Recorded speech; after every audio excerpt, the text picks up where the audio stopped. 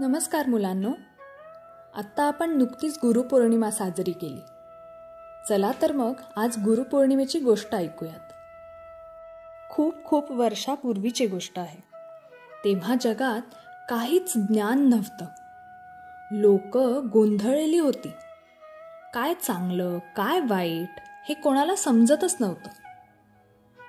पण कोणीतरी असे होते ज्यांच्याकडे सगळं ज्ञान होतं.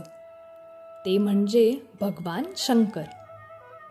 तेच आहेत सर्वात पहिले योगी, आदियोगी. त्यांच्याकडे शांती, ध्यान, धर्म आणि ब्रह्मज्ञान सगळं काही होतं.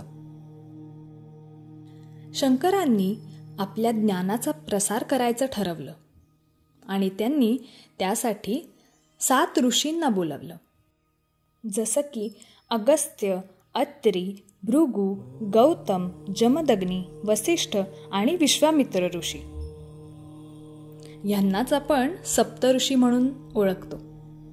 शंकरांनी त्यांना सर्व काही सांगितलं आणि सगळ्या गोष्टींचं ज्ञान दिलं. हे सप्तऋषी नंतर सगळीकडे जाऊन त्यांचं ज्ञान सर्व लोकांना देऊ लागले.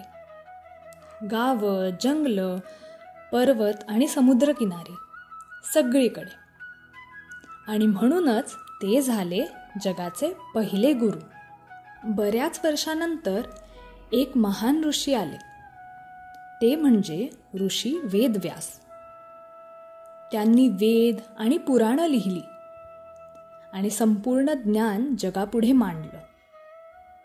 आणि मुलांनो, तुम्हाला माहीत आहे का, महाभारत हे महाकाव्य देखील वेदव्यास ऋषींनीच लिहिलं आहे बरं का. तर वेदव्यास ऋषींचा जन्म आषाढ पौर्णिमेला झाला होता आणि त्या दिवशी त्यांच्या शिष्यांनी त्यांना वंदन केले. आणि म्हणून त्या दिवसापासून दर आषाढ पौर्णिमेला आपण गुरुपौर्णिमा साजरी करतो.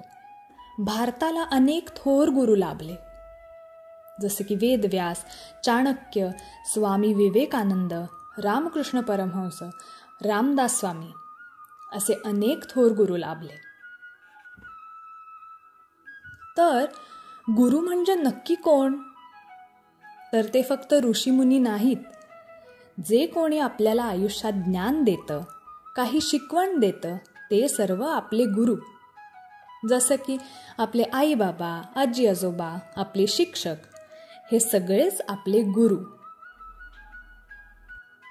तर थोडक्यात सांगायचं झालं तर भगवान शंकरांनी दिलं ज्ञान सप्तऋषींनी ते पसरविलं, वेदव्यासांनी ते लिहून ठेवलं आणि आपले गुरु आजही आपल्याला त्या ज्ञानाचा प्रकाश देत आहेत. मुलांनो, तुम्हीही दरवर्षी हा एक दिवस तुमच्या गुरूंना वंदन करा आणि त्यांना एक थँक्यू नक्कीच म्हणा.